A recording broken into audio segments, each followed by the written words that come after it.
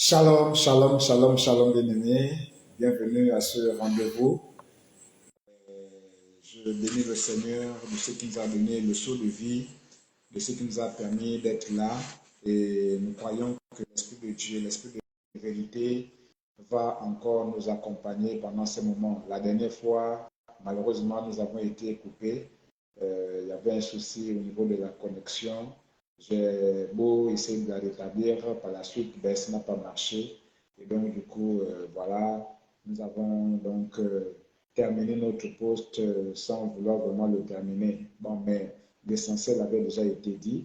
Voilà pourquoi aujourd'hui, nous voulons terminer avec cette thématique portant sur le dépouillement. Nous avons vu le dépouillement intérieur qui concernait donc notre vieil homme, qui concernait le cœur. Et nous avons compris que notre cœur a besoin d'être dépouillé, notre cœur a besoin donc d'être lavé, notre cœur a besoin donc d'être propre aux yeux du Seigneur. Et par la parole, le Seigneur donne la possibilité donc de se sanctifier, de se purifier et d'être donc propre, comme on dit, à ses yeux, clean, comme on dit, à ses yeux. Nous avons par la suite vu donc le dépouillement extérieur. Le dépouillement extérieur, nous avons dit concernant donc le corps, et le Seigneur tient énormément à ce que nous puissions nous dépouiller sur le plan donc extérieur. Shalom mon frère bien-aimé, shalom ma soeur Jacqueline, shalom mon frère Kassa. Que le Seigneur vous bénisse. Merci de m'accompagner pendant ce service. Donc je disais que nous avons déjà parlé donc du dépouillement extérieur. Et le dépouillement extérieur concerne justement le corps. Et nous avons dit que le Seigneur tient aussi à ce que nous puissions nous dépouiller au niveau donc, de notre corps. Et nous avons compris que si notre corps intéressait le Seigneur, c'est parce que justement notre corps est le temple du Saint-Esprit. Et le Dieu ne peut que s'intéresser à là où il habite. Or, le Seigneur habite dans notre corps, précisément dans notre cœur. Alléluia. Donc Dieu qui est saint, infiniment saint, ne peut pas accepter d'habiter dans un lieu ou dans un endroit qui est impur, qui est impropre, qui est sale. Alléluia. Voilà pourquoi le corps étant son temple, le corps étant sa demeure, alors il va tout faire justement pour nous inviter à le laver, à le purifier, à le tenir vraiment dans un état de sainteté comme lui-même il est saint. Voilà pourquoi il nous invite. À la limite, il nous donne l'ordre justement de nous dépouiller.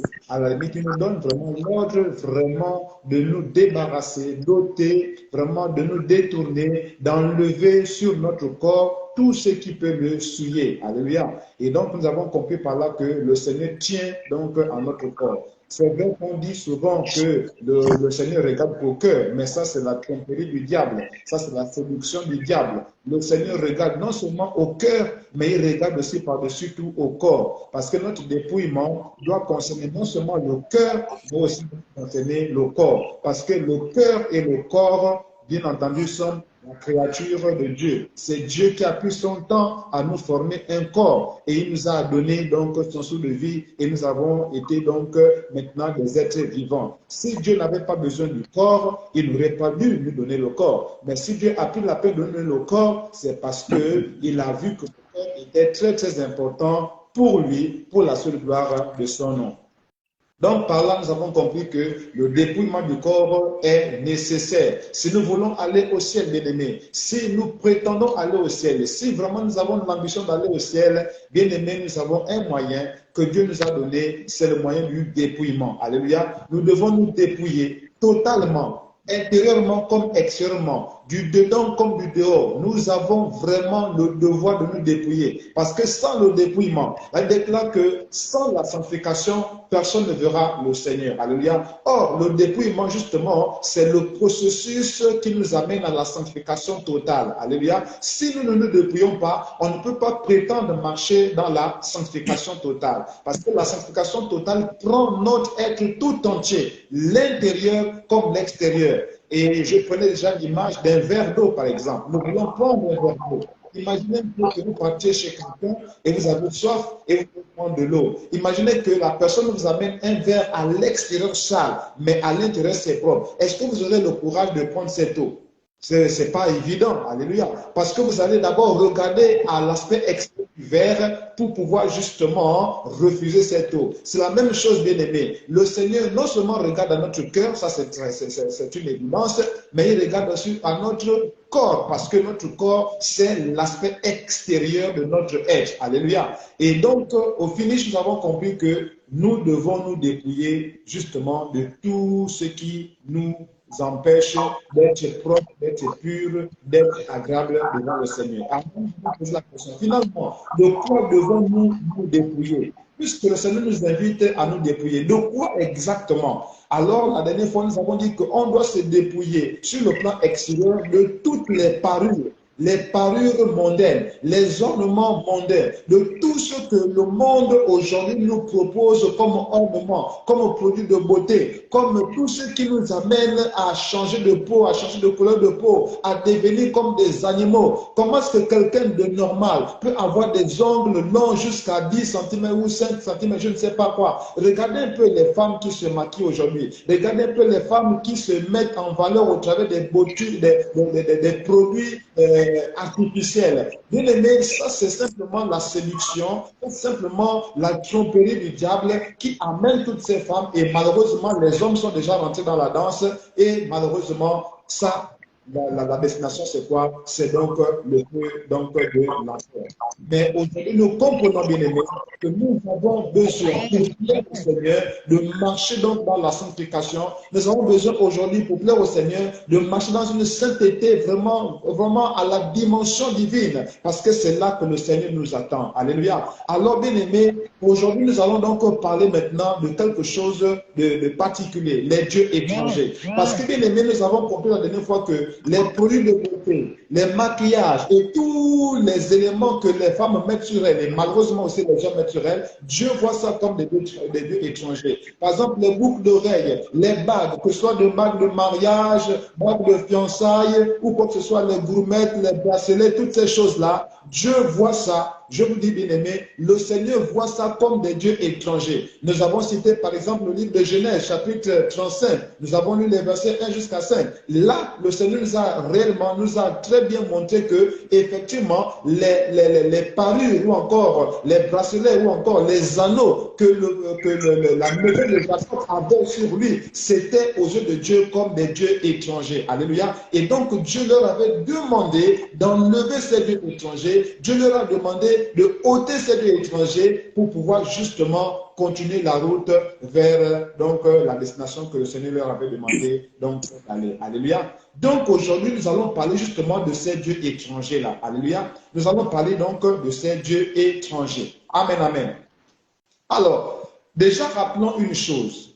Depuis que le Seigneur est venu, comment se révéler aux hommes, et depuis que le Seigneur a commencé à parler avec l'homme et à marcher avec l'homme, il s'est toujours plaint de ce qu'on appelle l'infidélité de l'homme. Alléluia. Sur le plan spirituel, on appelle ça l'infidélité. Alléluia. C'est ce que nous appelons encore de manière simple l'idolâtrie. Alléluia. Dieu s'est toujours plaint. Dieu s'est toujours vraiment plaint de l'idolâtrie. Il s'est toujours plaint de l'infidélité de l'homme.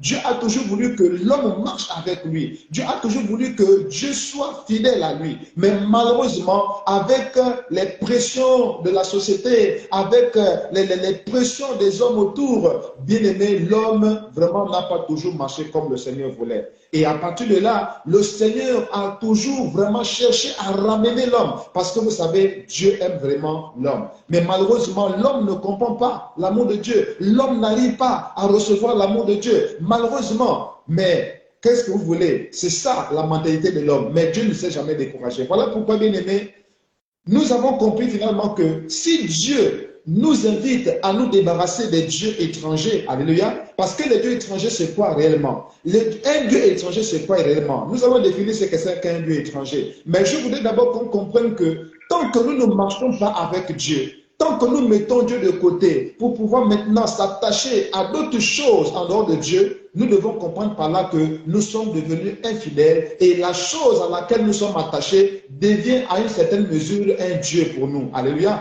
Voilà pourquoi Dieu veut que notre cœur tout entier, notre âme tout entière, notre corps soit tout entier à lui et à lui seul. Alléluia. Mais si nous prenons notre corps ou si nous prenons notre cœur et nous les jetons ailleurs ou bien nous les confions ailleurs, bien aimé, à ce moment-là, nous devenons infidèles et alors le Seigneur devient triste. Amen, amen. Voilà pourquoi, bien aimé, nous devons connaître que l'idolâtrie ou encore les dieux étrangers sont de différentes formes. On ne peut pas dire que le dieu étranger, c'est comme ça. Non. Les dieux étrangers sont de différentes formes. Alléluia. Parmi ces formes, bien aimé, il y a ce qu'on appelle les dieux étrangers que le peuple d'Israël, par exemple, a adoré. C'est-à-dire les dieux étrangers des peuples que Israël avait rencontrés. Non seulement en chemin, mais surtout lorsqu'ils sont arrivés à Canaan. À Canaan, il y avait des peuples. À Canaan, il y avait des hommes qui vivaient. Alléluia. Il y avait des nations qui vivaient dans le pays de Canaan. Alléluia. Il y avait les Éphésiens,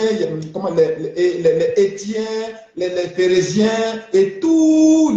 Il y avait beaucoup. Mais chacun de ces peuples-là avait leur Dieu. Alléluia. Chaque peuple avait son Dieu. Et lorsque Israël est arrivé à Canaan, alléluia, ils se sont mis à copier, alors que Dieu leur avait demandé de même chasser ces peuples-là. Dieu voulait que Israël chasse les Phérésiens, les Étiens, les Cananéens et tous les autres peuples qui étaient là pour qu'ils restent seuls sur le territoire. Mais malheureusement, ils n'ont pas chassé ces peuples-là. Et à partir de là, qu'est-ce qui s'est passé? Ils ont commencé déjà, au fur et à mesure qu'ils marchaient ensemble, au fur et à mesure qu'ils étaient ensemble, ils ont commencé à être influencés. Voilà pourquoi la Bible déclare que les mauvaises compagnies corrompent les bonnes mœurs. Alléluia. Quand tu te balades avec quelqu'un qui a vraiment ce qu'on appelle une mauvaise mentalité ou encore un état d'âme vraiment perdu ou bien pervers, à la longue, vraiment à la longue, tu risques justement de devenir comme cette personne-là. Alors que Dieu savait ça. Voilà pourquoi Dieu va demander à son peuple de chasser ces peuples-là. Il va demander à son peuple d'Israël de chasser ces nations-là pour occuper seul le territoire. Mais malheureusement, ils n'ont pas pu le faire. Alléluia.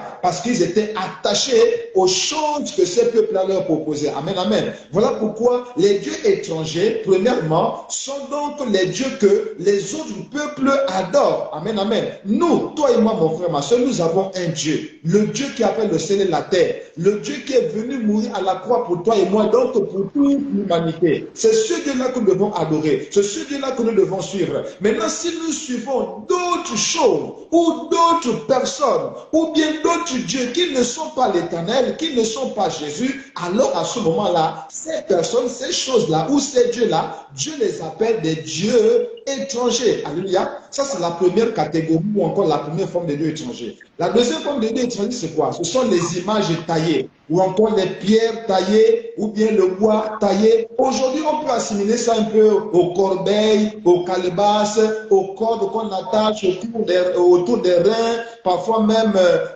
au niveau du cou. Parfois, c'est même visible. Alléluia. Parfois, ce sont des bagues au niveau des doigts et ça nous sert, bon, ça sert à ces personnes-là comme protection. Alléluia. Donc, ces choses-là, sur lesquelles on met une confiance, soi-disant pour nous protéger. À partir du moment où tu mets ta confiance sur quelque chose, un objet, une pierre, un bois, une corde, soi-disant pour te protéger, à ce moment-là, cette chose-là devient un Dieu pour toi. Alléluia. Parce qu'en réalité, le Dieu qui protège, c'est l'Éternel. Le Dieu qui protège, c'est Jésus. Alléluia. Le Dieu qui combat pour nous, c'est Jésus. Parce qu'il s'appelle le Dieu des armées. Alléluia. Donc, lorsque tu mets ta confiance maintenant sur une chose, sur une pierre, sur une calebasse, sur, je ne sais pas, une corde quelque part, soi-disant pour te protéger, à ce moment-là, la pierre-là, la calebasse-là, la corde-là devient désormais ton Dieu. Et donc, à ce moment-là, tu deviens idolâtre. Et donc, cette pierre, ce bois, cette corbeille, ou encore ce pot ou ce vase-là, devient maintenant un Dieu étranger. Alléluia. Ça, c'est donc la deuxième forme de Dieu étranger. La troisième forme de Dieu étranger que nous allons voir particulièrement ce soir, ce sont les choses que nous portons. Ce sont les choses que nous mettons sur nous pour nous embellir. C'est de cette catégorie-là que nous allons parler ce soir. Alléluia. Donc, en définition, un Dieu étranger, en fait, c'est une idole. C'est tout ce qui prend la place de Dieu dans notre vie. Alléluia. Vous pouvez lire le livre de 1 Samuel chapitre 7 verset 3. Je reprends donc la définition. Un Dieu étranger selon Dieu, alléluia, un Dieu étranger en fait, c'est tout ce qui prend la place de Dieu dans notre cœur. C'est tout ce qui prend la place de Dieu dans notre vie, dans notre mode de vie, dans notre manière de faire, dans notre manière de marcher, dans notre manière de vivre notre vie au quotidien ou de faire notre marche chrétienne. Tout ce qui va prendre la place de Dieu, tout ce qui va être au devant, tout ce qui va remettre Dieu au dernier plan, cette chose-là, cette situation-là, ou parfois même sur des personnes, malheureusement, cette personne-là devient donc une idole, qui devient donc un Dieu étranger. Alléluia. Maintenant, si c'est par exemple un vêtement, alléluia, si c'est par exemple une boucle d'oreille, ou bien par exemple, qu'on appelle ça, une rouge à lèvres et tout ça là, puisque tu t'attaches à ça, et lorsqu'on te dit par exemple, ça là c'est pas bon, Dieu n'est pas d'accord avec ça, mais tu t'attaches à ça, tu t'accroches à ça, tu dis c'est écrit où, c'est faux, vous êtes des menteurs.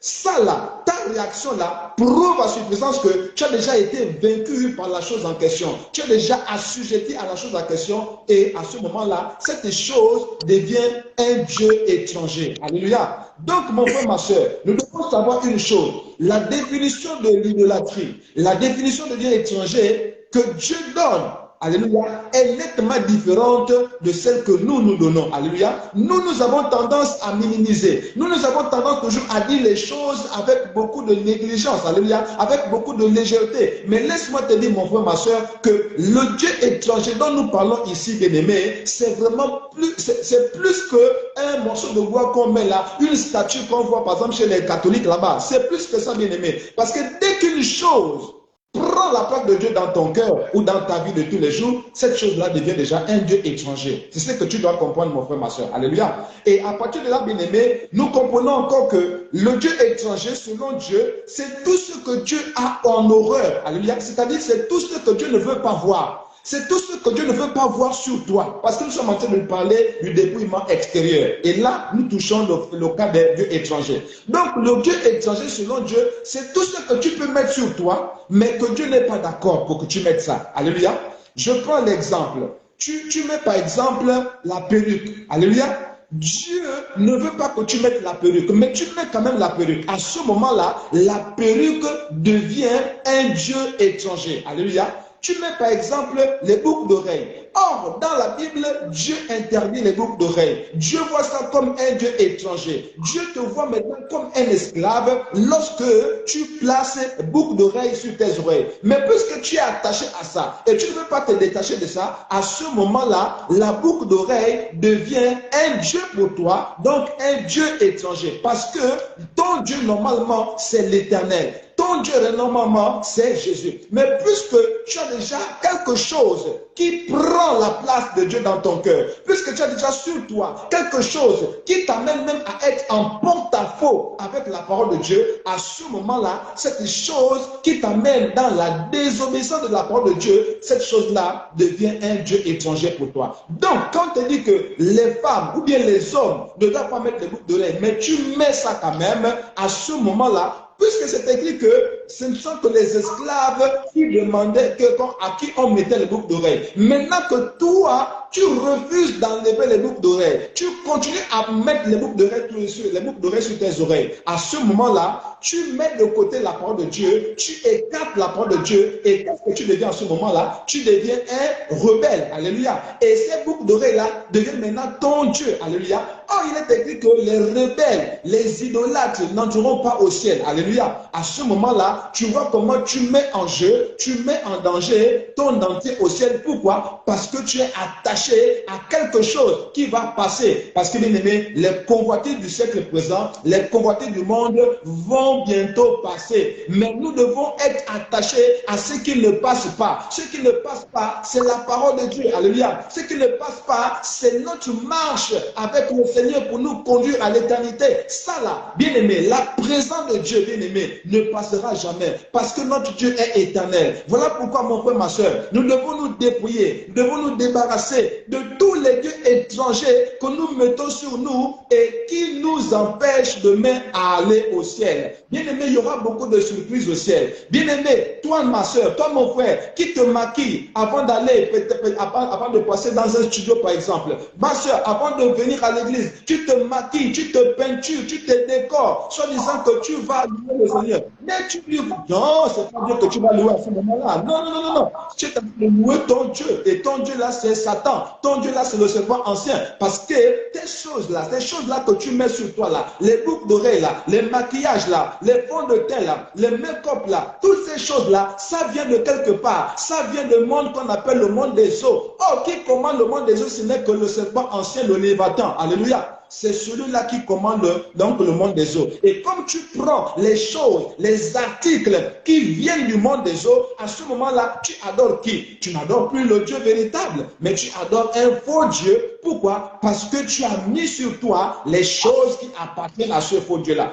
Vous pensez que c'est un hasard si, par exemple, au temps, par exemple, de Moïse, il avait demandé à Aaron de se vêtir d'une certaine manière. Vous pensez que c'était un hasard? Bien aimé, ton vêtement te caractérise d'une certaine manière. Alléluia. C'est vrai que l'habit ne fait pas de moine, mais rappelez-vous qu'on reconnaît le moine à son habit. Alléluia. Donc, mon frère, ce que tu mets sur toi, ça détermine ta condition spirituelle. Ce que tu mets sur ton corps, ça détermine réellement le fond de ton cœur. Donc, ne dis pas, mon frère, ma soeur, que Dieu ne regarde qu'au cœur. C'est faux. Mais ce que tu mets sur toi là, ça ne fait que répéter le contenu de ton cœur. Bien aimé, avant que tu mettes les boucles d'oreilles, ne t'es-tu pas assis, ne t'es-tu pas assise, tu as même choisi la couleur et tu as même cherché à marier la couleur des boucles d'oreilles avec la tenue, avec les chaussures. Tu as pris le temps de bien réfléchir, n'est-ce pas? Tu as bien réfléchi avant de prendre ces boucles d'oreilles là, parce que tu t'es dit que ça va aller avec la tenue, ça va aller avec les chaussures, ça va aller avec comment dire ça, le sac, même le sac à main.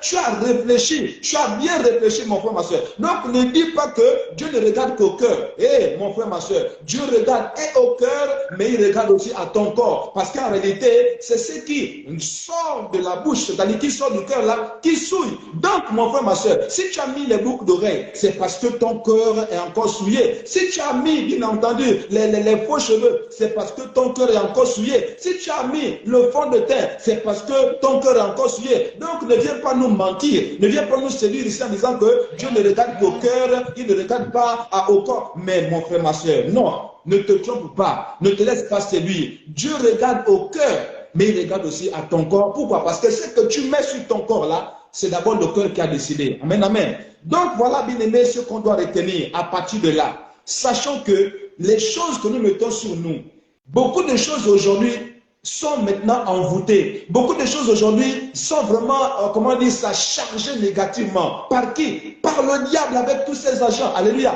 Donc si tu ne fais pas attention à ce que tu mets sur toi, sache que tu es en danger de mort. Alléluia. Tu es en danger de mort, même si physiquement tu as envie, mais comment dire, spirituellement tu es déjà mort. Pourquoi? Parce que le salaire du péché, c'est la mort. La mort vient à partir du moment où tu désobéis. Ça ne vient pas après 10 minutes, 20 minutes, 1 heure, 5 jours. Non, c'est au moment même où tu désobéis, c'est à ce moment-là aussi que la mort rentre. Donc quand tu mets les boucles d'oreilles par exemple, quand tu mets le faux teint, le faux cils, les faux ongles, les faux cheveux, bon, je ne sais pas, la liste est tellement longue. Quand tu mets toutes ces choses-là, sache que tu es déjà dans la mort. Même si tu chantes, même si à soi-disant le feu descend, même si soi-disant il y a, je ne sais pas, le mouvement du Satan dans la salle, laisse-moi te dire qu'avec tes tresses sur la tête, avec tes rastas sur la tête, avec tes perruques sur la tête là, bien aimé, c'est le python qui est en train d'agir en toi. C'est le python qui est en train d'utiliser. Je vais te dire la vérité. Et je te dis la vérité. C'est parce que Dieu t'aime. Alléluia. Et c'est parce que Dieu veut que tu changes. Alléluia. Donc sache, mon frère, ma soeur, que un Dieu étranger devant Dieu, c'est tout ce vers qui ou vers quoi nous courons. Alléluia. Quand tu cours rapidement vers une chose là, au lieu d'abord de t'arrêter un instant pour chercher à savoir, Seigneur, si je prends ça, est-ce que ça c'est bon? Seigneur, si je fais comme ça là, est-ce que c'est bon? Mais au lieu de réfléchir, au lieu de t'asseoir pour te confier en l'Éternel, pour te confier en ton Dieu, pour lui demander conseil, pour lui demander des directives, alors qu'il a dit, je te montrerai la voie à suivre, je t'instruirai. Voyez? Donc Donc il est prêt à nous instruire, il est prêt à nous montrer la voie à suivre, il est prêt à nous conseiller. Mais au lieu d'attendre que le Seigneur te conseille, au lieu d'attendre que le Seigneur t'instruise, tu cours vers quelque chose qui t'éloigne de Dieu. À ce moment-là, cette chose-là, vers laquelle tu cours là, bien aimé, cette situation-là, vers laquelle tu cours là, ou bien cette personne-là, vers laquelle tu cours là, elle devient ton Dieu. Elle est devenue ton Dieu, mon frère, ma soeur. Elle est devenue ton Dieu, ma soeur. Elle est devenue ton Dieu, mon frère. Voilà pourquoi, bien aimé, tu dois savoir que l'idolâtrie ou encore le Dieu étranger, c'est cette personne, cette situation, cette chose vers laquelle tu cours. Vraiment, ton cœur n'est pas à l'aise tant que tu n'as pas pris la chose. Ton cœur n'est pas à l'aise tant que tu n'es pas aux côtés de la personne. Cette chose-là, cette personne-là, vers qui ton cœur est attaché, vers qui ton cœur est tourné, vers qui ton cœur est vraiment, reste vraiment attaché là, cette chose-là est devenue pour toi un Dieu. Et alors, à ce moment-là, c'est un Dieu étranger. Alléluia. Mon frère, ma soeur, une dernière chose, un Dieu étranger, c'est toute attitude. Alléluia. Quand tu adoptes une attitude, une habitude, ou bien toute chose matérielle, bien aimé, qui t'éloigne de la vérité. Si ça t'éloigne de la vérité, si ça t'éloigne de la parole, alléluia, cette chose-là est ton Dieu. Voilà un peu la définition de ce que nous appelons Dieu étranger. Un Dieu étranger, premièrement, c'est ce qui t'éloigne de la parole de Dieu. C'est ce qui t'éloigne de la vérité. Un Dieu étranger, bien aimé, c'est cette chose, cette personne, cette chose vers laquelle tu cours. Au lieu de courir d'abord vers Dieu, non. En première position, tu cours vers la chose. Pourquoi? Parce que ta confiance est sur cette chose-là. Ça, c'est un Dieu étranger pour toi. Alléluia. Troisièmement, un Dieu étranger, c'est tout ce que Dieu n'aime pas. C'est tout ce que Dieu ne veut pas voir. C'est tout ce que Dieu interdit. Mais toi, quand même, tu t'engages là-dedans. Tu es plein là-dedans. Tu es tellement attaché à ça que, franchement, Dieu vient en seconde position. Même parfois, même en dernière position. Cette chose-là, mon frère, ma soeur, c'est un Dieu étranger pour toi. Et un Dieu étranger, bien aimé, selon le Seigneur, c'est toute idole. C'est-à-dire tout ce qui prend la place de Dieu dans ton cœur. Voilà la définition que nous pouvons retenir d'un Dieu étranger. Maintenant, regarde ceci. Sache que si l'idolâtrie existe depuis longtemps, tu dois savoir aussi que chaque génération a son siècle présent. Alléluia. Chaque génération a son siècle présent. C'est-à-dire à ses faux dieux aussi. Les faux dieux qui étaient hier, ce ne sont plus forcément les mêmes aujourd'hui. Pourquoi? Parce que notre société change, évolue au fur et à mesure qu'on avance dans le temps. Alléluia. Donc, aujourd'hui, nous aussi, nous avons notre siècle présent. Au temps, par exemple, de Paul, il y avait un siècle présent. Maintenant, à notre temps aujourd'hui, à notre époque aujourd'hui, en l'an 2022 aujourd'hui, là, nous avons notre siècle présent. Pourquoi? Parce que nous avons nos réalités aujourd'hui. Alléluia. Donc, le culte au Dieu étranger est toujours lié aux réalités de l'époque et surtout au milieu dans lequel vivent les personnes qui s'attachent ou bien qui se donnent à ce culte-là. Alléluia. Si moi aujourd'hui, je suis au Gabon, alléluia, et au Gabon, par exemple, on a une certaine pratique des choses. Alléluia. Nous avons par exemple le Djobi, nous avons le djembé, nous avons beaucoup de rites. Donc, même les dieux étrangers qui sont au Gabon ici, là, ce sont ces rites-là. Pourquoi? Parce que ce sont ces rites-là que nous pratiquons aujourd'hui au Gabon. Alléluia. Donc, tu dois savoir, mon frère, ma soeur, que le Dieu étranger, ou bien le culte adressé au Dieu étranger, en réalité, ne dépend que de l'époque, ou bien c'est en fonction de l'époque. Amen, amen. Aujourd'hui, bien aimé, à notre époque actuelle là, bien aimé, nous avons des dieux étrangers pas possibles, qu'on ne peut même pas imaginer. Alléluia. Pourquoi? Parce que lorsqu'on se réfère à la parole de Dieu, comme ce n'est pas écrit exactement comme on voudrait que ça soit écrit, alors on se dit que non, non, non, ça c'est pas écrit, ça vous êtes en train de mal interpréter. Pourquoi? Parce que justement, ces choses-là ne sont pas écrites exactement comme on les prononce aujourd'hui, ou bien comme on les nomme aujourd'hui. Alléluia. Ce n'est pas exactement écrit comme cela. Mais si nous lisons la parole avec les yeux de l'esprit, nous comprenons qu'en réalité, la parole de Dieu avait déjà même parlé de ces choses-là. Alléluia. La parole de Dieu avait déjà parlé de ces dieux étrangers. La parole de Dieu avait déjà parlé de ces choses-là que Dieu n'aime pas. Alléluia. Parce que la parole de Dieu est atemporelle. La parole de Dieu n'est pas en fonction d'une époque, en fonction d'un peuple. Non. La parole de Dieu traverse les époques. La parole de Dieu traverse les générations. La parole de Dieu est atemporelle. Alléluia. elle s'adapte toujours à toutes les, à toutes les époques. Ce que Dieu a dit hier, c'est toujours valable aujourd'hui et ce serait toujours valable demain. Alléluia. C'est ce que nous devons comprendre. Mais si les dieux étrangers ont changé de forme, ont changé de nom, ont changé de figure, la parole de Dieu reste toujours la même et la parole de Dieu saura toujours les distinguer. La parole de Dieu saura toujours les désigner. Voici pourquoi, bien aimé, ce soir, je vais donner une petite liste de ces dieux étrangers. La liste ne sera pas exhaustive parce qu'il y a tellement, Donc, je vais juste donner quelques exemples de ces faux dieux qui sont en rapport avec notre siècle aujourd'hui. Alléluia. Juste un exemple, quelques exemples seulement. Amen, amen. Alors, prenons le premier exemple. Le maquillage, par exemple. Le make-up, alléluia. Et tous les produits cosmétiques de toute espèce, alléluia. Toutes ces choses-là qui rentrent dans ce qu'on appelle la beauté là. Tous ces produits-là qu'on appelle beauté là. Alléluia. Ces produits qu'on appelle produits de beauté là. Les produits qu'on appelle produits cosmétiques là. Bien aimés, ces choses-là sont en abomination devant l'Éternel. Ces choses-là sont en horreur devant l'Éternel. Alléluia. Bien aimés, sachant une chose très très importante. Dieu par exemple ne veut pas qu'on change de couleur de peau. Tu es noir et tu te mets à frotter les produits cosmétiques, soi-disant pour changer de peau. Tu es noir, tu veux maintenant devenir blanc ou bien blanche. Bien aimé, tu es en train de changer quelque chose que Dieu a créé. Alléluia. Et à ce moment-là, Dieu n'est pas d'accord avec toi. Amen, amen. Donc tu dois savoir que le maquillage, le make-up et tous les produits cosmétiques là, qui ont une incidence sur notre peau, qui ont une incidence sur notre corps là, bien aimé, Dieu a en horreur ces choses. Dans le livre de Jérémie chapitre 13 verset 23, il est écrit que est-ce qu'un Éthiopien peut changer sa peau?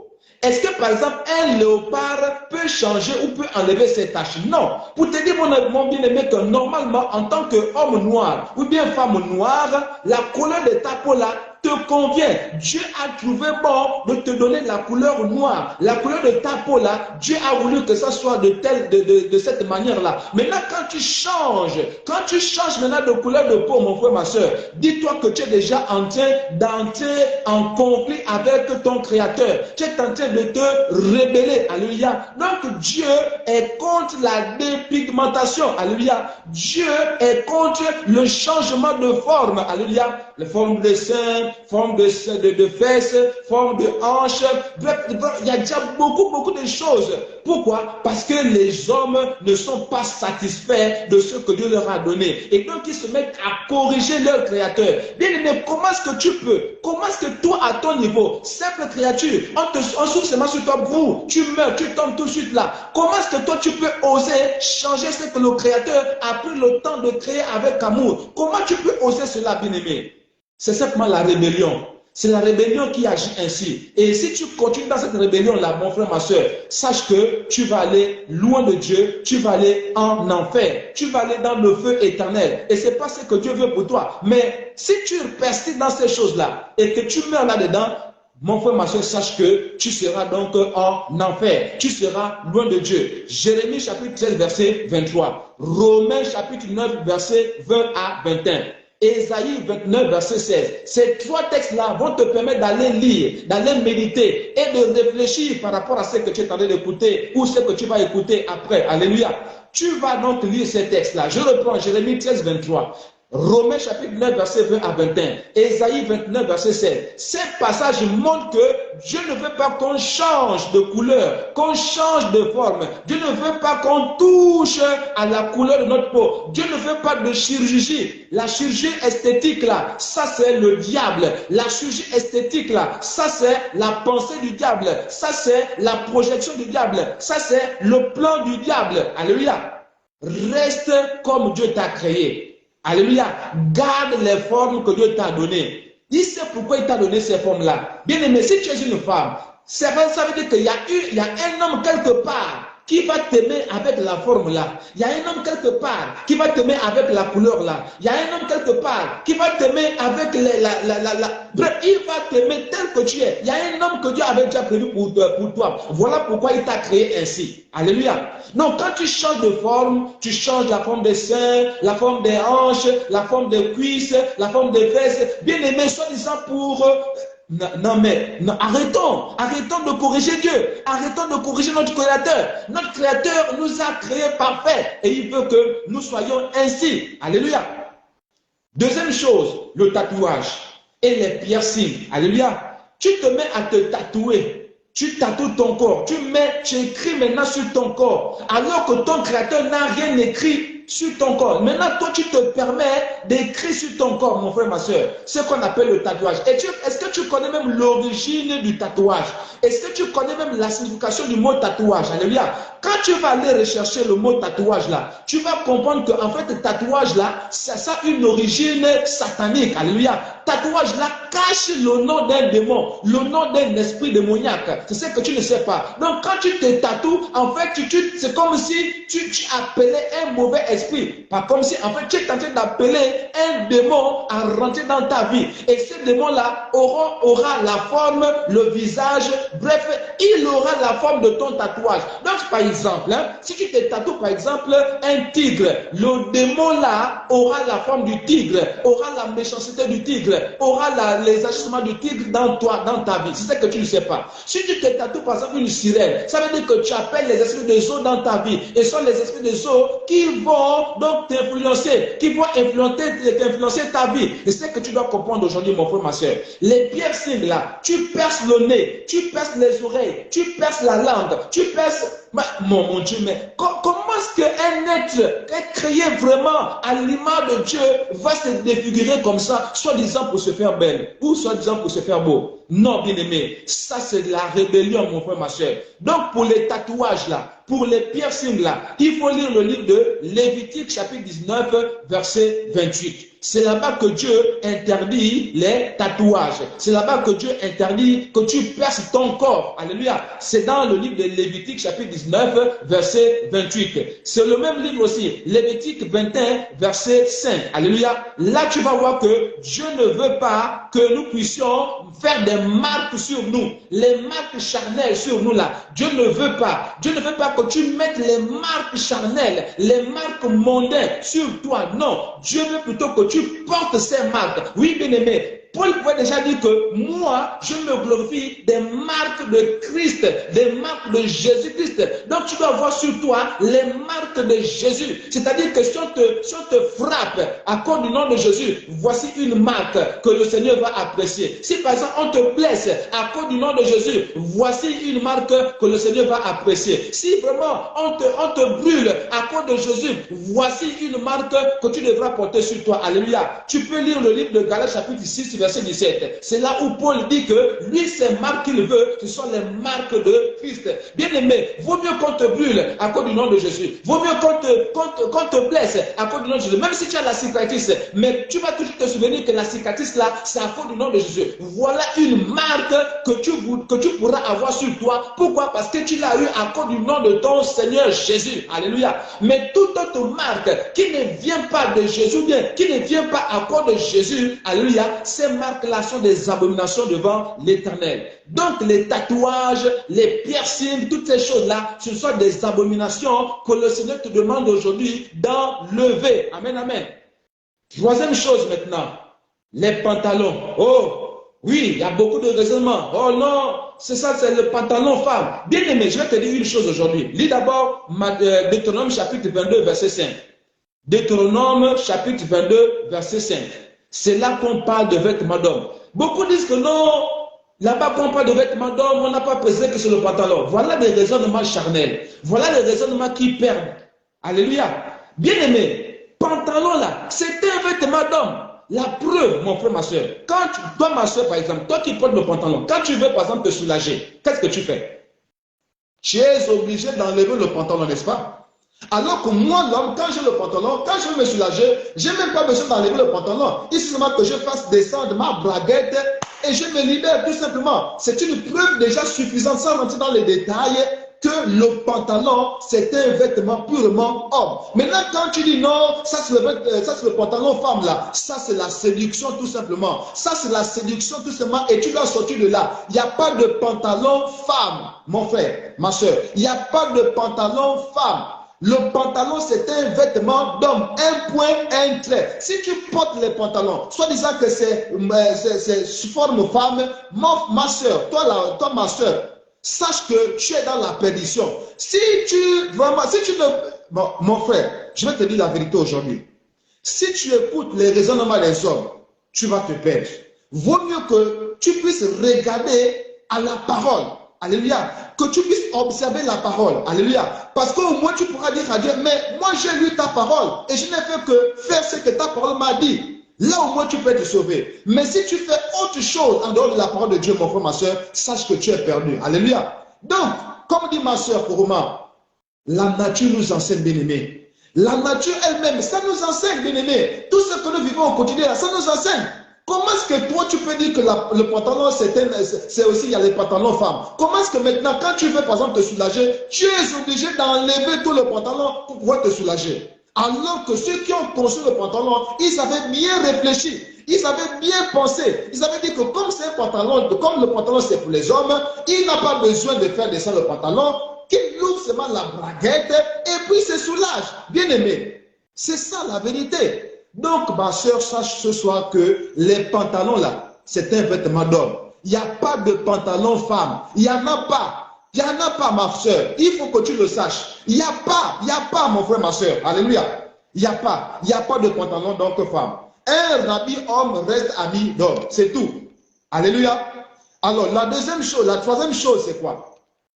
Par rapport au pantalon, ou la deuxième chose, pardon, qu'on doit se tenir du pantalon, c'est quoi? C'est que le pantalon, quand il a été conçu, premièrement, on l'a dit, c'était pour les hommes. Alléluia. Mais après, avec la mode, avec le modernisme, alléluia, les femmes ont commencé à porter les pantalons pour se rebeller, pour montrer qu'elles étaient aussi libres, pour montrer ce qu'on appelle aujourd'hui l'émancipation. Alléluia. Elles voulaient s'émanciper de la tutelle de l'homme. C'est ce que tu dois connaître, mon frère, ma soeur. Le pantalon, quand les femmes ont commencé à porter les pantalons, c'était pour s'émanciper de la tutelle de l'homme.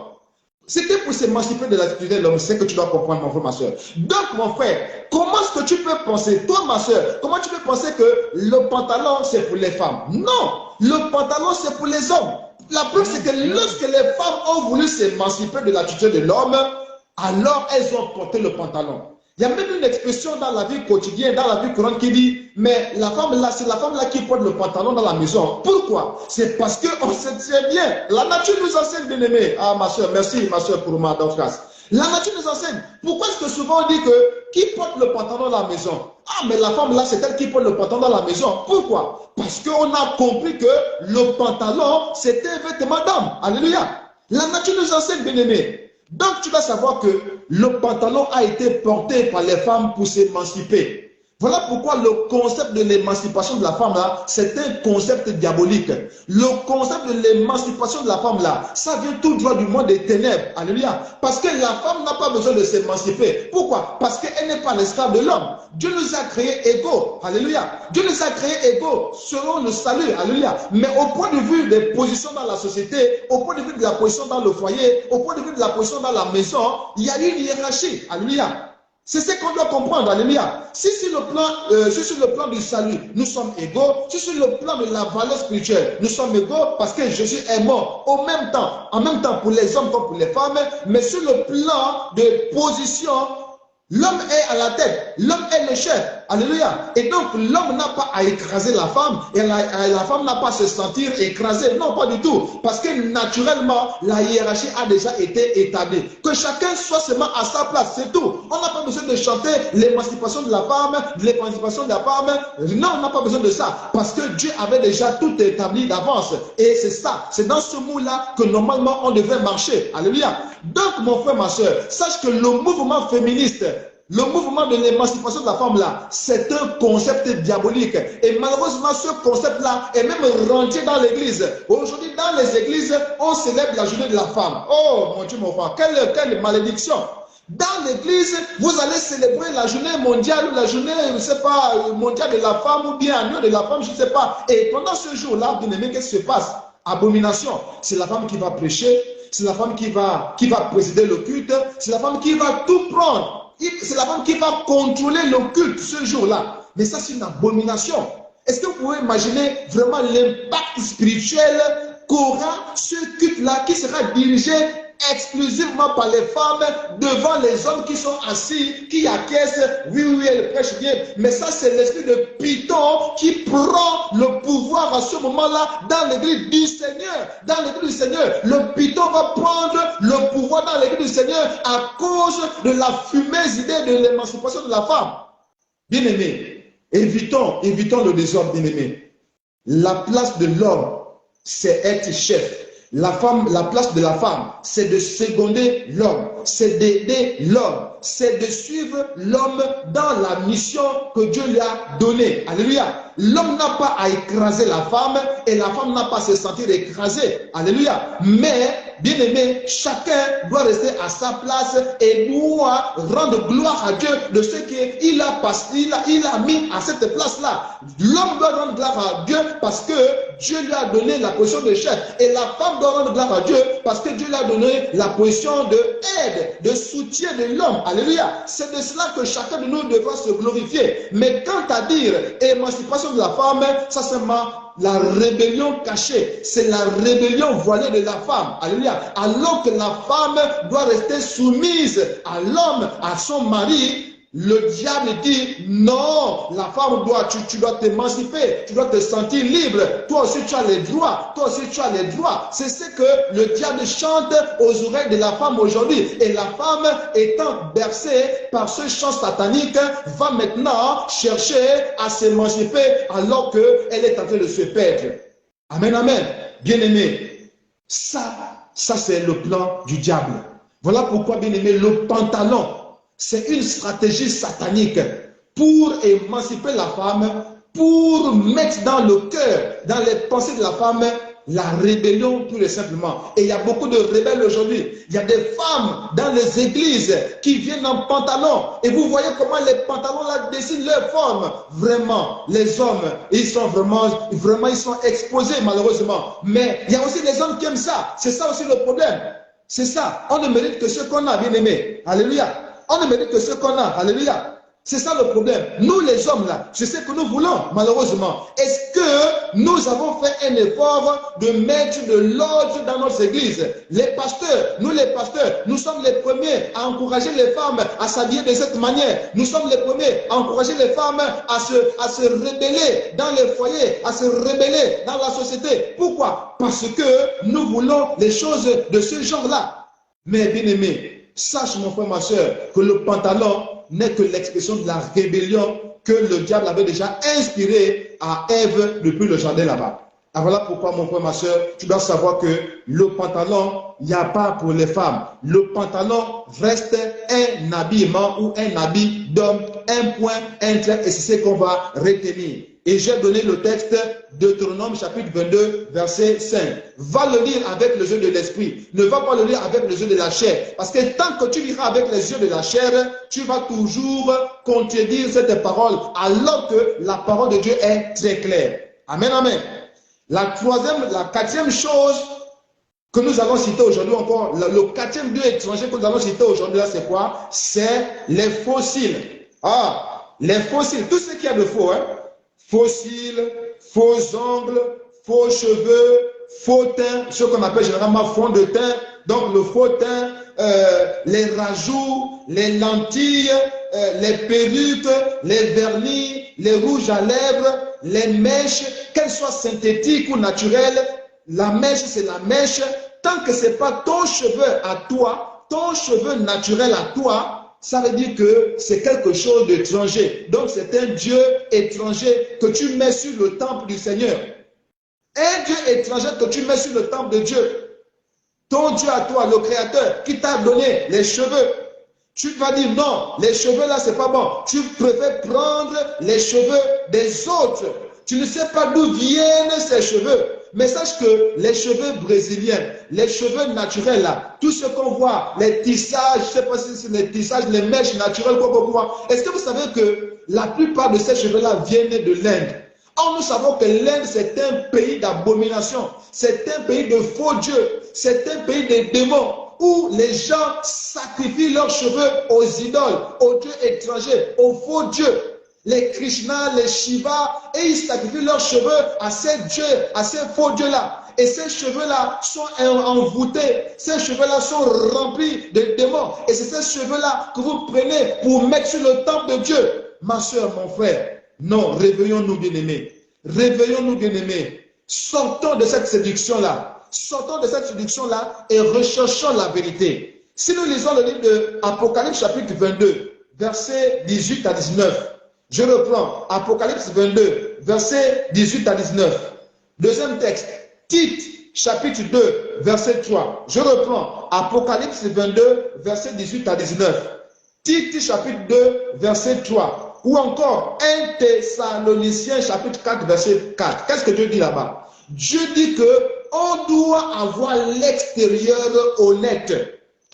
Dieu veut que notre apparence extérieure, notre aspect extérieur soit présenté de manière honnête. Ça veut dire quoi? Ça veut dire de manière naturelle. Notre extérieur va être naturel. Notre extérieur va être honnête. Notre extérieur va être tel qu'on l'a reçu depuis notre naissance. Naturel. Alléluia. C'est ce que Dieu veut. Dans le livre de Tite, chapitre 2, verset 3, 1 Thessaloniciens, chapitre 4, verset 4, Dieu veut que nous soyons naturels. Dieu veut que nous nous présentons aux autres de manière naturelle. Alléluia. Tel que Dieu nous a créés. Et sache que quand Dieu t'a créé, ma soeur, mon frère, il a trouvé que c'était très bon. Maintenant que Dieu a dit c'est très bon, toi tu dis non. C'est pas ça. Et tu prends maquillage sur toi, tu prends faux cils sur toi, faux ongles sur toi, vernis sur toi, lentilles sur toi. Bien-aimé, à ce moment-là, tu contredis la parole de Dieu et à ce moment-là, qu'est-ce qui va arriver? Tu changes de nature, tu changes de forme, tu changes de visage. Et sur le plan spirituel, ton identité est aussi changée. Et c'est ce que tu dois comprendre. Tu dois comprendre que quand tu mets les faux cils, les faux ongles, les faux cheveux sur le plan spirituel, ton identité a changé. Tu n'es plus la même personne. Nous, ici, sur le plan physique, on te voit comme tel, mais sur le plan spirituel, Dieu te voit maintenant autrement. Les anges te voient autrement. Les esprits te voient maintenant autrement. On ne te voit plus tel que nous te voyons ici. Non, mais on te voit maintenant autrement. Pourquoi? Parce que ces choses, ces artifices-là, ces dieux étrangers que tu mets sur toi là, te dénaturent sur le plan spirituel. Physiquement, tu penses que tu es bien, mais en réalité, sur le plan spirituel, tu es une autre personne. Alléluia. C'est ce que tu dois comprendre, mon frère, ma soeur. C'est ce que tu dois comprendre parce qu'on a toujours dit dans le monde, on reconnaît le moine par son habit. Alléluia. Mais quand tu mets les faux cils, quand tu mets les faux cheveux, quand tu mets les ongles de crocodile là, quand tu mets ça sur toi là, tu ressembles à quoi? Quand tu mets les ongles je ne sais pas, des varans ou bien des iguanes là sur toi, tu penses que tu ressembles à quoi? Hein? Quand tu mets je ne sais pas, les moustaches ou quoi, tu ressembles à quoi? Tu ressembles à ce que tu mets. Alléluia. C'est ça. Sur le plan spirituel, tu ressembles à cela. C'est ce que tu dois retenir. Donc, mon frère, tu dois savoir que ton corps doit être gardé pur. Ton corps doit être gardé propre. Ton corps doit être gardé, sain. Parce que Dieu veut que notre corps, notre âme, notre esprit soit gardé sain, soit gardé sanctifié, soit gardé mis à part pour le Seigneur. C'est ce que Dieu attend de toi et de moi. Mais si tu mets ces choses sur toi, ça veut dire que tu souilles ton corps et à ce moment-là, tout ton être tout entier donc est souillé. Si tu souilles seulement, rien que le corps seulement, c'est tout ton être qui est souillé. Si tu mets les faux dieux sur ton corps seulement, c'est tout ton être qui est souillé. Donc ne pense pas que non, ça c'est seulement le corps, le cœur. Non, ce que tu mets sur ton corps a de l'incidence sur ton âme. Pourquoi? Parce que notre âme a la forme de notre corps. Et donc tout ce que tu mets sur ton corps pour te souiller ou pour souiller ton corps, ça souille en même temps aussi ton âme. Voilà pourquoi quand nous allons rendre compte, alléluia, c'est par rapport aux œuvres que nous aurons faites sur la terre. Si tu as tué, est-ce que c'est ton corps qui a tué? Non, c'est ta main qui a tué, n'est-ce pas? Et pourtant, c'est ton âme qui va rendre compte. Alléluia. Quand tu as volé, n'est-ce pas? C'est le bras qui a pris. Alléluia. Mais pourtant, c'est ton âme qui va rendre compte. Alléluia. Donc, ça veut dire que si tu as mis les maquillages sur ton corps, si tu as mis les rouges à lèvres sur ton corps, si tu as mis les fossiles sur ton corps, ça veut dire que ton âme a mis les fossiles, ton âme a mis le vernis, ton âme a mis aussi les faux hommes. C'est ça que tu dois comprendre aujourd'hui, bien-aimé. Ne pense pas que ça c'est seulement le corps, ça reste seulement au niveau du corps. Non, ça a de l'incidence sur ton âme. Alléluia. Parce que ton âme est attachée à ton corps. Alléluia. Donc tout ce que tu mets sur ton corps, ça touche aussi ton âme. Ça affecte aussi ton âme. C'est ce que tu dois comprendre. Donc mon frère, si tu mets les faux cils, les faux ongles, le fond de teint, les faux cheveux, les rajouts, les lentilles, les perruques, les vernis, les rouges à lèvres, les mèches, ça veut dire que tu as mis ça aussi sur ton âme. Or ces choses-là sont des dieux étrangers. Ces choses-là sont des abominations devant l'Éternel. Donc ça veut dire que tu as trempé ton âme dans l'abomination. Et alors ton âme rendra compte de ce que ton corps a fait. Ton corps va rester, ça va retourner à la poussière. Mais ton âme va repartir vers le Créateur pour rendre compte. Bien-aimé, choisis maintenant où tu préfères maintenir ou encore entretenir ton corps qui va bientôt pourrir, et puis tu laisses ton âme en divagation à la merci du diable, ou bien tu laisses ton corps tel que le Seigneur l'a donné, tel que le Seigneur veut, c'est-à-dire naturel, et tu prends plutôt soin de ton âme au travers de la parole de Dieu. Tu choisis, il y a un choix à faire. N'oublie pas que Dieu nous a donné la vie et la mort, et il nous a encouragé à choisir la vie. Choisir la vie, c'est se dépouiller, mon frère. Choisir la vie, c'est de se séparer de ces dieux étrangers. Choisir la vie, c'est de se séparer de ces idoles. Choisir la vie, c'est de se séparer des parures, c'est de se séparer des ornements, c'est de se séparer de ces produits de beauté, c'est de se séparer de ces vernis, de ces maquillages, de ces pantalons, de toutes ces choses, ces boucles d'oreilles, ces piercings-là. C'est de se séparer de ça. C'est ça que consiste la vie aujourd'hui, mon frère, ma chère.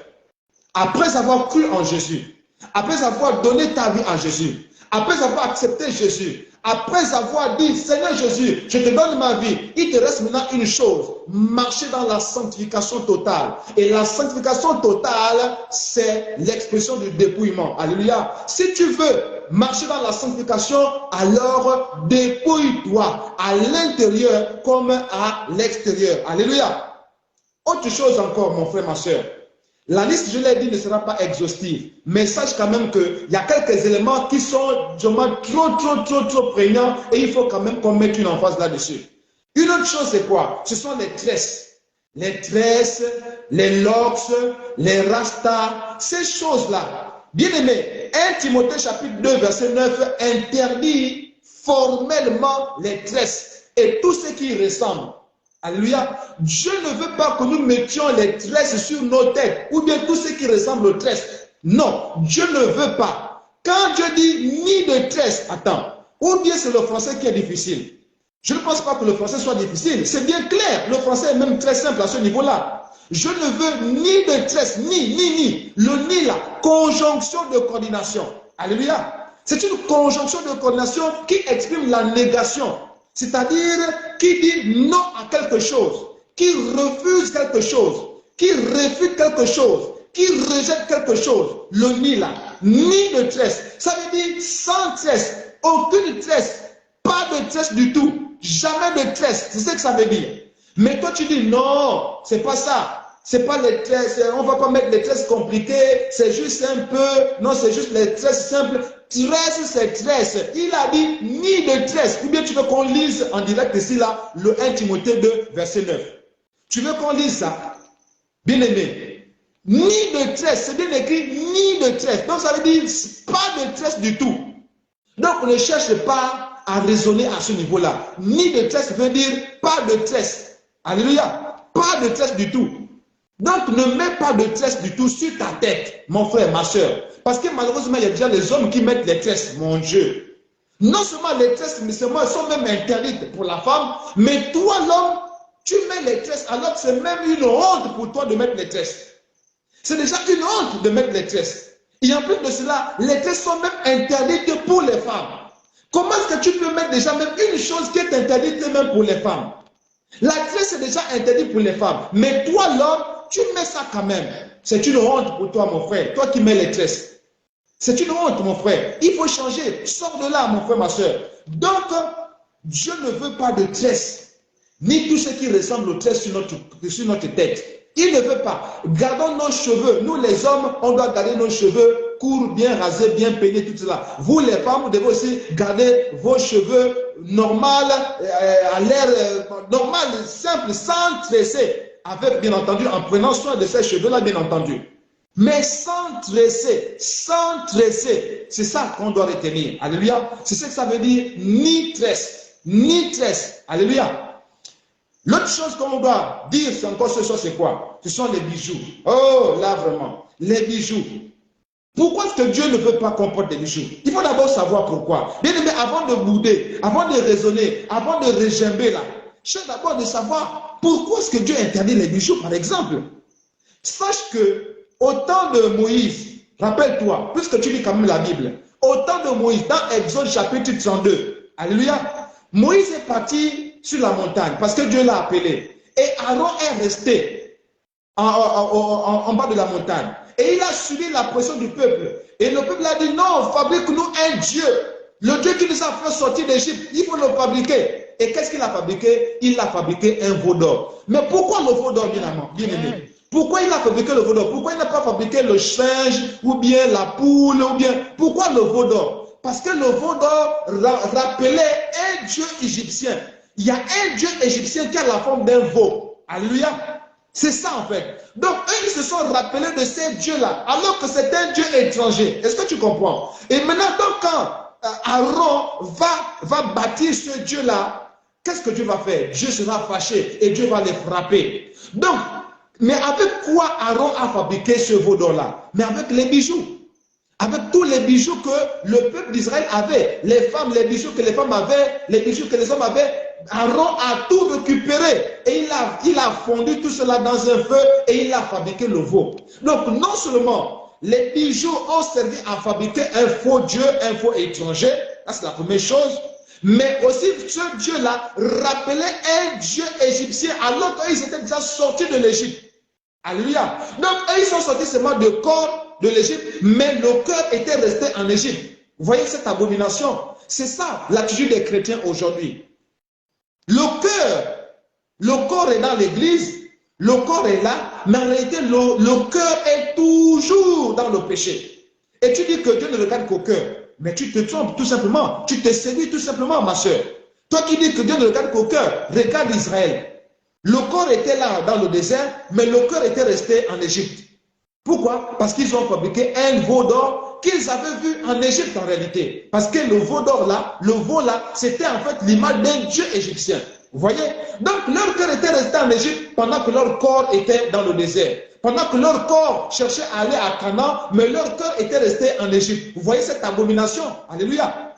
Merci ma soeur Jacqueline pour le passage. Alléluia. Donc, bien aimé, les bijoux ne sont pas appréciés par le Seigneur. Les bijoux sont en horreur avec le Seigneur. Dieu ne veut pas que nous mettons les bijoux sur nous. Pourquoi? Parce que ça rappelle toujours à Dieu la désobéissance d'Israël dans le désert. Ça rappelle à Dieu l'idolâtrie d'Israël dans le désert. Ça rappelle à Dieu la rébellion d'Israël dans le désert. Donc quand tu mets les bijoux sur toi, tu es en train de ressembler à Israël dans le désert qui a fabriqué un veau d'or. C'est ce que ça veut dire, mon frère, ma soeur. Voilà pourquoi tu dois comprendre que les bijoux sont en horreur devant l'Éternel. Mais mieux encore, mon frère, tu dois savoir que les bijoux aussi rappellent la rébellion de Satan.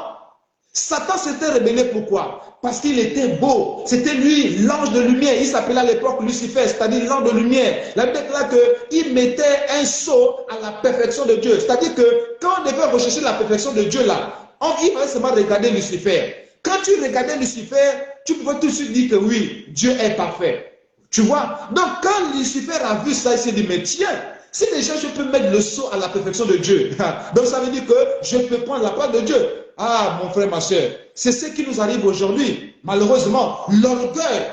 Parce que quand nous mettons les bijoux, remarque bien, quand tu mets les bijoux et quand tu n'as pas mis les bijoux, regarde un peu ton état d'esprit.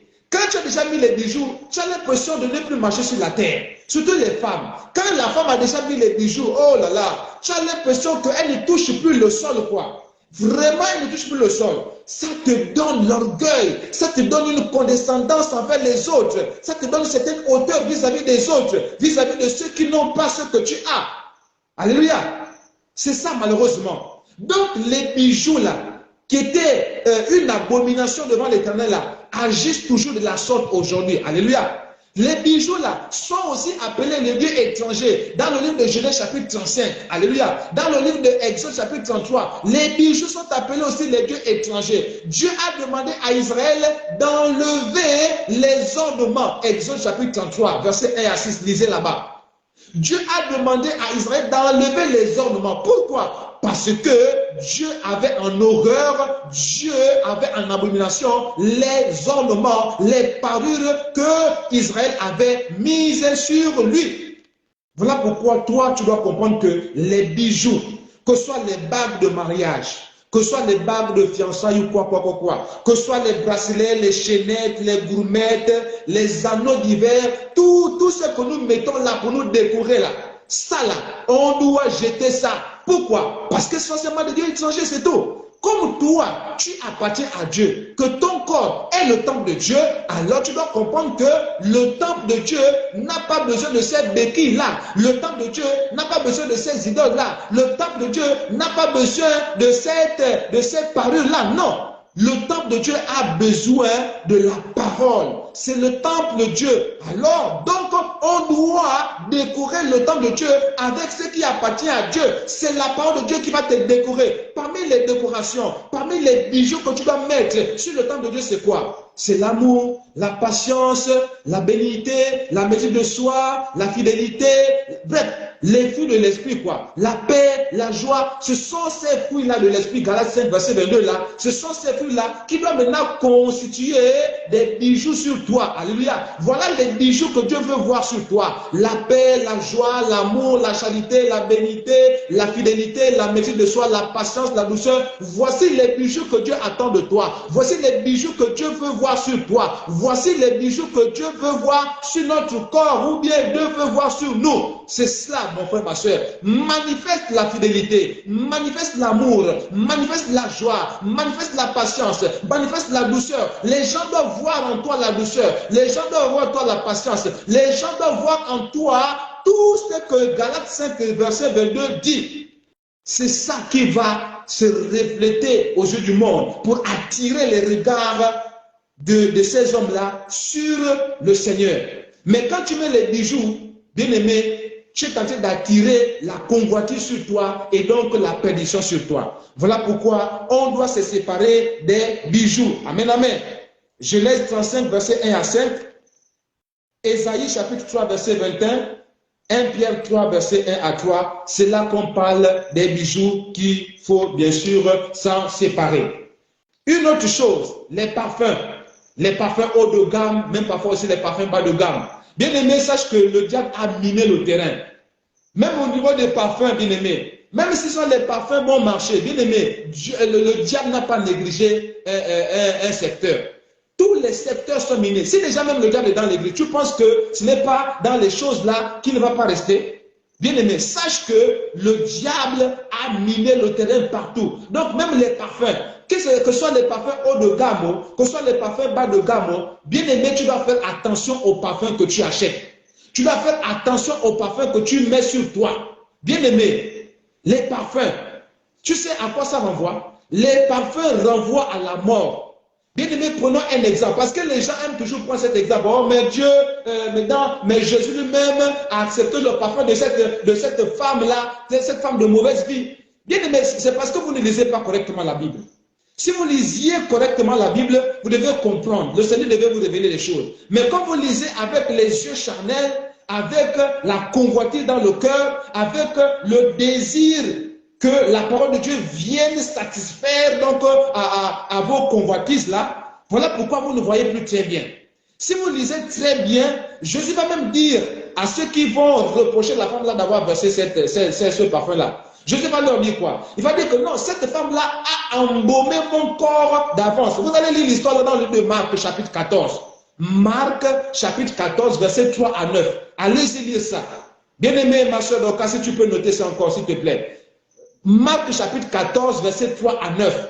C'est là qu'on parle des parfums. Pourquoi est-ce que Dieu va dire, elle a embaumé mon corps d'avance? C'est parce que sur le plan spirituel, les parfums ont l'odeur de la mort. Les parfums ont l'odeur de la mort. C'est ce que tu dois comprendre. Et tu dois savoir aussi une chose. Les différents noms des parfums là, envoûtement, passion, poison, charnel, bon, des noms vraiment, même à partir du nom, quoi, ça te dit rien, même le nom par exemple. Un parfum qui va s'appeler poison, même toi-même. Comment est-ce que tu peux accepter d'acheter un parfum qui s'appelle poison, même toi-même? Pourquoi est-ce qu'on a donné à ce parfum-là le nom de poison? Pourquoi? Pourquoi est-ce qu'on va donner à un parfum le nom de scorpion, par exemple? Pourquoi? Pourquoi est-ce qu'on va donner à un parfum, par exemple, le nom de cobra? Mais attends, réfléchis un peu.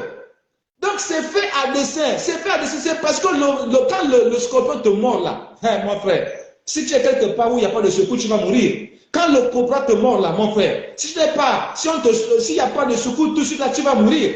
C'est ce que tu dois comprendre. Donc le parfum renvoie à la mort. Voilà pourquoi Jésus a dit, laissez-la tranquille. Elle a embaumé mon corps d'avance. Marc chapitre 14, verset 3 à 9, vous allez lire cette histoire-là là-bas. Donc ne prenez pas les histoires de la Bible pour satisfaire à vos désirs charnels. Ne prenez pas la Bible dans ce sens-là. Prenez plutôt la Bible pour vous éclairer. Pourquoi? Parce que la parole de Dieu, c'est une lampe à nos pieds, une lumière sur notre sentier. Donc quand nous partons lire la Bible, c'est pour chercher la vie et non pas pour chercher à être conforté dans nos convoitises charnelles. Non, bien-aimé. Quand tu vas vers la parole, elle doit te secouer, elle doit vraiment te bousculer. C'est ça le principe de la parole. Parce que la parole de Dieu vient pour nettoyer. Et quand on nettoie, forcément, ça fait mal. Amen, amen. Donc, mon frère, les parfums là, que ce soit haut de gamme ou bas de gamme, sache que le diable a déjà tout miné. On doit faire attention. On doit se contenter de l'essentiel. On doit se contenter vraiment du minimum aujourd'hui, bien-aimé. Et arrêtons l'extravagance. Arrêtons ça. Arrêtons ces choses. On déclare que l'amour du monde est illimité contre Dieu. On doit éviter l'extravagance. Ça là, c'est pas bon.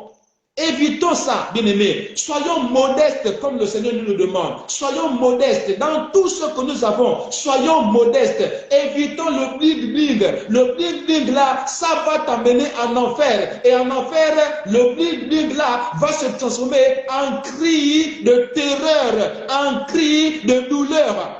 C'est ce que tu dois comprendre aujourd'hui, mon frère, ma soeur. Évitons cela, bien-aimés. Ésaïe chapitre 3, verset 24, pour compléter par rapport au parfum. Bien-aimés, dans Ésaïe chapitre 3, par exemple, verset 24, là-bas, la Bible déclare que les parfums là seront changés. Alléluia. Les parfums là seront maintenant changés. Donc aujourd'hui, le parfum que tu vois là, bien, mais sur le plan spirituel là, c'est autre chose, bien-aimés. Ça va agir comme on appelle le produit là qui brûle souvent là. Il y a un nom là, j'ai déjà oublié là. Quand tu mets sur ton corps, ça peut te détruire la peau tout de suite. Alléluia. Ça va agir comme cela. C'est le nom du produit, seulement que c'est un produit toxique de toute façon. Tu ne peux même pas permettre de mettre ça sur toi. Alléluia. Donc, sur le plan spirituel, ça va agir ainsi. L'acide, voilà, c'est ça, l'acide. Donc, les parfums aujourd'hui là, ça va demain, après-demain, se transformer en acide pour te brûler le corps sur lequel tu mettais ça. Le nom de parfum là, la senteur même du parfum là, en fait, c'est la senteur d'un démon. Et c'est que tu dois comprendre, mon frère, ma soeur. Voilà pourquoi Jésus a dit, elle a embaumé mon corps. Pourquoi? Parce que le parfum renvoie à l'idée de la mort. Alléluia. Les démons sont déjà morts, ils sont séparés de Dieu, ils sont déjà dans la mort, c'est fini. Mais quand tu sens l'odeur d'un démon, c'est que tu sens la mort. C'est que tu es dans la mort et tu es mort. C'est ça le problème. Alléluia. La dernière chose que nous allons noter ce soir comme Dieu étranger, c'est quoi? Ce sont les boucles d'oreilles. Là aussi, beaucoup raisonnent au nom de la beauté, les femmes notamment, mais pire encore les hommes maintenant, elles mettent les boucles d'oreilles. Est-ce que ma soeur, la peau que tu perces là, la petite partie qui est quittée là, quand tu as percé ton oreille là, il y a un trou qui est resté, non? Mais là où est partie la peau là, hein? La chair là que tu as enlevée là, la chair là est partie où? Pose-toi un peu la question. La chair que tu as enlevée là, c'est parti où? Le sang aussi que tu as versé, c'est parti où? Merci, ma soeur Jacqueline. Au lieu du parfait, il y aura de l'infection. Voilà, ma soeur. Merci, ma soeur. Donc, la chair là, que quand tu as percé là, le sang a coulé là, c'est parti où? Est-ce que tu sais que l'alliance solide, pour tisser une alliance solide, c'est par le sang? Est-ce que tu savais ça? Voilà pourquoi, quand Dieu a fait alliance avec les différents hommes qu'il a rencontrés, les différents hommes avec lesquels il a marché, à commencer par Abraham, Moïse et tout le reste là, il y a eu toujours le sang. Tu n'as pas remarqué qu'il y a toujours eu le sang? Donc, quand tu verses ton sang, ça veut dire que tu es rentré en alliance. Maintenant, à l'occasion de quoi tu as versé ton sang? À l'occasion du piercing de ton oreille. Donc, ça veut dire que tu as fait alliance avec un esprit bien-aimé. Parce que bien-aimé, la déclare que ce sont les esclaves à qui l'on perçait. En tant que Dieu nous a déjà affranchis. Maintenant, quand tu mets encore les boucles d'oreilles sur toi, tu deviens esclave de qui? Christ t'a déjà affranchi, hein? Laisse-moi te dire que Jésus t'a déjà affranchi. La déclaration dans le livre de Galates chapitre 5, verset 1, quoi. C'est pour la liberté que je vous ai libéré. Voilà. Et il a dit, vous connaîtrez la vérité et la vérité vous affranchira. Donc, maintenant, quand tu mets encore les boucles d'oreilles là, tu deviens esclave de qui? Christ t'a déjà affranchi, attention. Il t'a déjà libéré, attention. Tu es déjà libre. Alléluia. Mais quand tu mets encore les boucles d'oreilles, tu deviens esclave de qui, mon frère, ma soeur? Tu deviens l'esclave donc du diable. Comme le diable connaît la parole mieux que toi et moi, qu'est-ce qu'il va te faire? Qu'est-ce qu'il va faire? Il va te pousser. Il va te pousser à désobéir à la parole de Dieu pour que tu sois son esclave. Tu vois? Donc, quand tu désobéis à la parole de Dieu, automatiquement, tu rentres sous le joug du diable. Et c'est ce qu'il fait. Quand tu mets donc les boucles d'oreilles, automatiquement, tu te mets sous le joug du diable. Tu te mets sous l'autorité du diable. Et il devient maintenant ton Dieu. À ce moment-là, le diable devient ton Dieu. Et donc, tu es maintenant dans l'idolâtrie. Est-ce que tu vois un peu? À cause d'une boucle d'oreille, tu risques de rater le paradis. Tu risques de rater le ciel. À cause d'une boucle d'oreille, hein? Une boucle d'oreille seulement. Bien aimé, comment est-ce que tu vas vendanger ton salut là, au nom de la beauté? Comment est-ce que tu vas vendanger ton salut, ton âme, à cause de quelque chose d'éphémère comme la boucle d'oreille? On te dit enlève les boucles d'oreille, ça fait de toi un esclave, l'esclave de Satan. Tu ne veux pas comprendre. Tu veux qu'on te dise ça de quelle manière? Ou bien tu veux d'abord que Dieu descende pour te dire, oh ma fille, délaisse ça maintenant, ça c'est le vieux trajet. C'est ça que tu veux, mais tu risques d'attendre longtemps. Parce que Dieu parle au travers de ses serviteurs. Souviens-toi lorsque le riche et Lazare sont retrouvés au-delà, à l'au-delà. Alléluia. Qu'est-ce qu'Abraham a répondu aux riches quand il disait non, envoie Lazare, tout cela? Qu'est-ce qu'il a dit? Qu'ils écoutent les prophètes.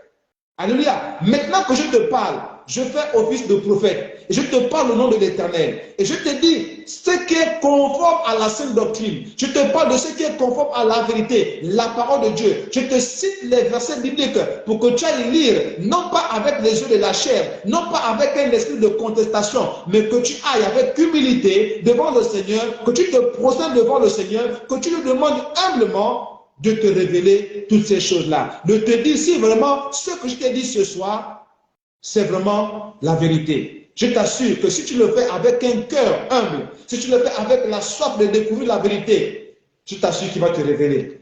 Il va te dire que c'est vrai, toutes ces choses-là. Alléluia. Donc, mon frère, ma soeur, comme je disais, la liste est tellement longue qu'on ne peut pas tout citer. Mais sache que tout ce que la Bible t'interdit, ou tout ce que Dieu t'interdit de mettre sur ton corps, tout ce que Dieu trouve de bizarre, tout ce que Dieu trouve comme Dieu étranger, comme idole, ça là, ne met pas. Et parmi ces choses, nous les avons citées. Alors, à toi de voir si tu veux aller au ciel ou bien si tu veux aller en enfer. C'est à toi de choisir. De toute façon, Dieu merci, Dieu nous a donné le libre arbitre, nous a donné la liberté. Mais ne fais pas de cette liberté une occasion de chute pour toi-même d'abord et une occasion de chute pour les autres. Parce que sache que toi, en tant qu'enfant de Dieu, tu as la responsabilité de révéler la lumière parce que tu es le fils ou la fille de la lumière. alors que ta lumière luise pour que ceux qui sont dans les ténèbres soient éclairés et qu'eux aussi, ils connaissent la vérité qui va les affranchir véritablement pour les amener au ciel. Voilà, bien-aimés, ce que le Seigneur m'a mis à cœur de partager avec vous. Je bénis le Seigneur pour toutes mes sœurs, vraiment qui m'ont accompagné tout le long de ce poste. La sœur Jacqueline, la sœur Dorcas, et bien d'autres frères que je ne peux même plus citer parce que vous étiez quand même nombreux. Voilà. Mais que le Seigneur nous fortifie, que le Seigneur nous aide. Que le Seigneur nous aide à marcher sur la voie de la vérité. Que le Seigneur nous aide à marcher sur la voie de la sanctification totale, le dépouillement intérieur-extérieur, afin que notre vie soit véritablement lumière et que nous puissions impacter encore notre génération. Parce que tant que je n'ai pas encore revenu, même s'il revient bientôt, mais le peu de temps qui nous reste là, marchons dans la lumière, marchons comme les enfants de la lumière. Ainsi, nous pourrons quand même sauver quelques-uns et ce sera à notre bénéfice. Que le Seigneur soit béni. On se donne rendez-vous, si Dieu le veut, mercredi prochain, à la même heure, 20h30. Soyez bénis, soyez fortifiés. Que Dieu vous bénisse abondamment. Merci, merci, merci, merci. Shalom, shalom, shalom.